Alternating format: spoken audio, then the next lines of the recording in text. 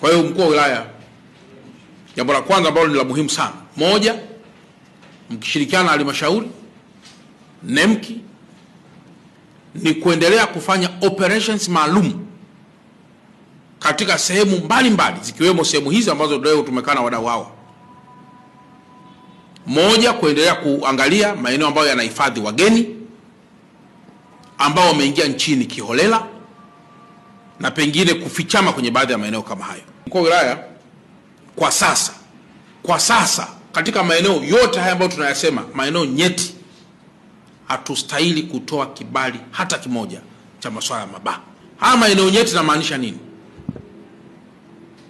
Eneo kwa mfano kama hapa tulipo, hapa kuna ofisi, ni ofisi ya public. Ukienda pembeni hapa pana hospitali. Lakini mtu yuko tayari kufungulia mziki wake kiasi kwamba ni kama anataka kumtishia mgonjwa aliyelala kitandani. Baa za aina yoyote ya namna hiyo ambazo hazi-observe hizo principles, ndugu zanguni, mimi nabariki baa za namna hiyo kufungwa na kunyang'anywa leseni za biashara.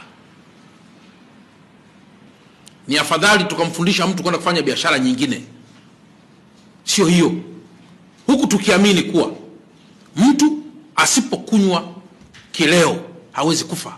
Baadhi ya maeneo sitisheni vibali vya ujenzi.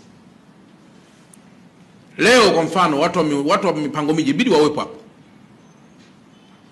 Kwa mfano njia ya Ture Drive, Mheshimiwa Mkuu wa Wilaya, ukitoa kibali ile Ture Drive cha kujenga gorofa refu, automatically kwa mujibu wa taratibu na kwa mujibu wa sheria unaziba ule upepo unaotoka moja kwa moja baharini kwenda pia kwenye makazi ya watu wengine, na hiyo ndio sifa Peninsula. Sasa mbele Ture Drive unajenga gorofa 10, nyuma umewapa gorofa 5. Gorofa 5 inatakiwa ziwe mbele ili mshale wa gorofa uende kwa graph unapotoka kutoka usawa.